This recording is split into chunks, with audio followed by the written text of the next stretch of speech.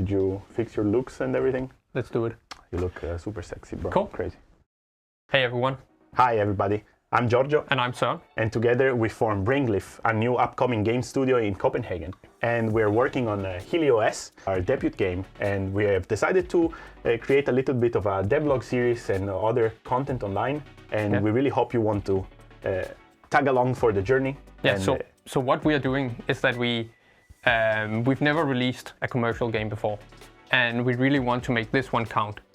So we will invite you to join our journey, where we will do everything we can in order to make this a success, both for players to enjoy, but also to bring food on our table. Yeah, and our objective here is to keep everything transparent and bring you through the highs and lows of developing an independent game. We are students from a games technology master here in Copenhagen from the IT University of Copenhagen, and we have recently graduated, and we are now working on our game studio and on our debut game. So let's start talking maybe about how this whole came to be and how we met each other and how the game came to be what it is today. Yeah. So I guess very early on, we kind of, in the course of the study, we gravitated towards each other because we had a same level of passion for games. Yeah. And kind of a same chaotic approach to how they should be made. And also ended up working together on our thesis. But initially it weren't quite so. Giorgio, you wanted to do it alone. Yeah, I wanted to work on my thesis alone just because my work routine is dynamic, let's say. And I didn't want to drag anybody in the whirlwind together with me. Yeah. But then Søren started talking to me more and more about working together, and I fell into his trap.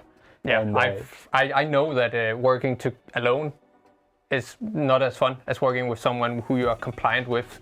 And I also wanted to make a cool game. And it helps being more than one person on that, in my experience.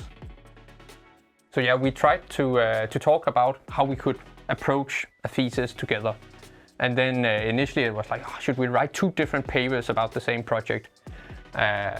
And none of us are that big fans of writing very long papers.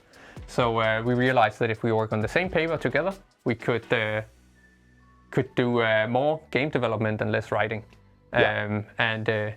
Maybe we can even talk about kind of very quickly about what the theses we wanted to do were. I'm a huge fan of complicated game systems that really, when put together, can provide a myriad of opportunities. Yeah, and I am a big fan of secret-driven gameplay, or what the people are today calling Metroidbrainia games. Yeah. So you're games in which you are progressing through knowledge rather than through better equipment or currency. Yeah, and we can link some really cool videos about this because we're watching many resources around it. But yeah, so then the challenge became, how do we mix these 2 different approaches to a thesis? And it turned out we began developing, and we realized that we could make the secrets be about these combinatory gameplay mechanics. And that led to us starting work on a secret-driven roguelike, heli.os, as we talked about. Before we get too deep into what the game is about, we would like to talk a bit about our inspirations from the game, because there are some really cool things we've tried to take from other people who have gone the path before us. Yeah, so on my side of things, so secret-driven games, we have to cite games like Tunic from Andrew Scholdice and Animal Well from Billy Basso, which are recent hits that use this progression method, and we have been very inspired to create similar things. So games that are rich in secrets and in which the narrative is not delivered straight away to the user. Yeah, and I would like to bring some attention to a game that I really like, both to play but also just from a design perspective, called Noita. And to those of you that know it, it's a game where you can create insane spells. You are a wizard, and they can destroy the world in all kinds of spectacular ways. And how it works is that you put spells together and program the effect, and it's absolutely amazing. And then maybe a bit more of a gameplay inspiration to us, and also a bit of narrative, is Returnal. So yeah, Returnal is one key inspiration to our game, because ours as well is a third-person shooter roguelike game where the gameplay is heavily inspired from Returnal.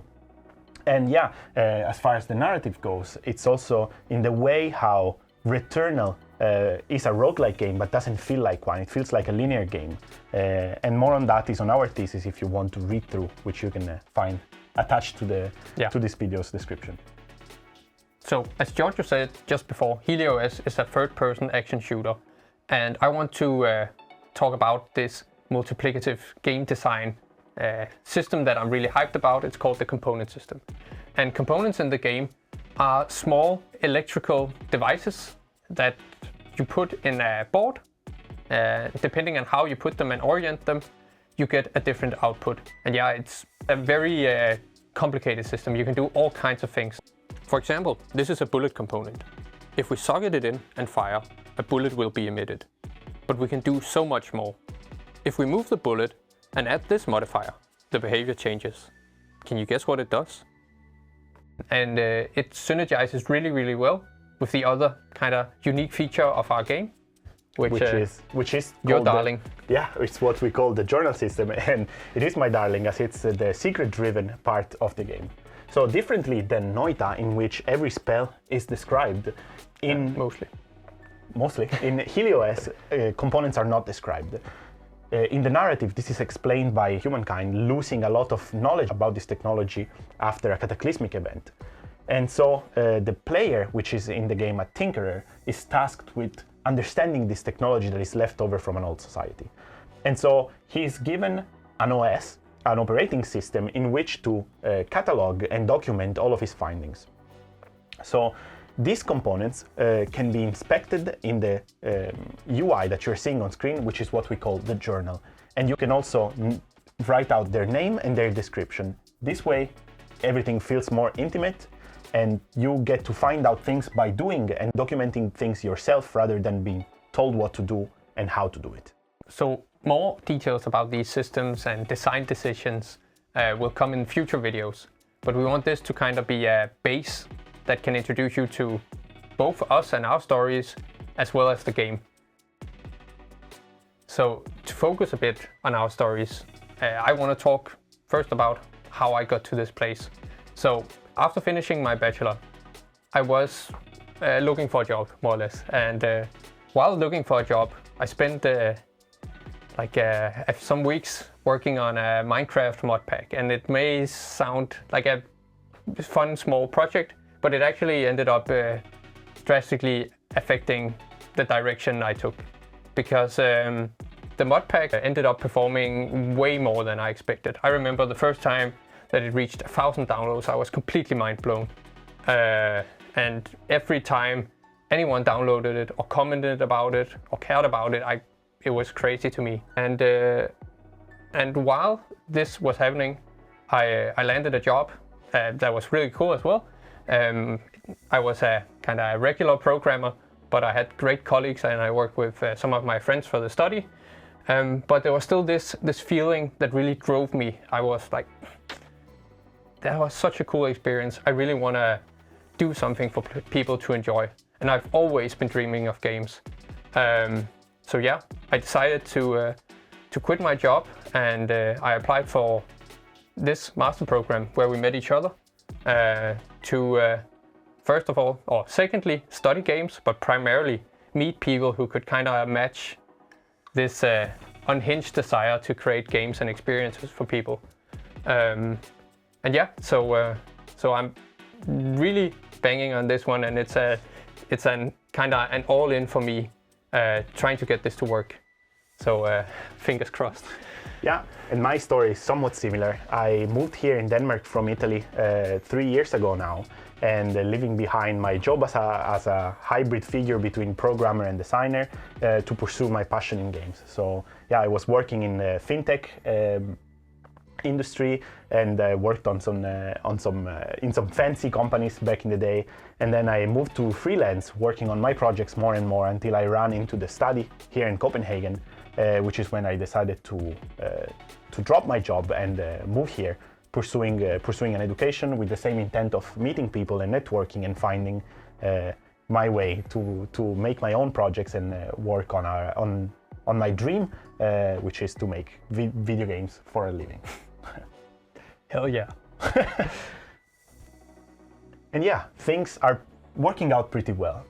We are growing bits by bits. We're getting to present our games to more and more people, and we're now hitting the screens both here on YouTube, and we've got a little article written for us by a magazine called Tech Savvy here in Denmark, and yeah, you can find the link to that in the description if you're interested in reading it. And we will share more about these stories, because we've already had some highs and lows. So please stick around, and we'll tell you all about it. So yeah, we're now in a position where we've applied for some funding for the game, and we're waiting for an answer. But in the meanwhile, we're keeping work going on our prototype, and it's nice to finally see things come together. Yeah, definitely. And we plan to release these videos regularly, and we also have a Discord that we are pretty active on. So feel free to join, and yeah. Feel free to subscribe to the channel as well to follow our journey in developing this game, and also to follow us on other social media accounts. And thank you for sticking through to this video, and see you soon. See you around. Bye.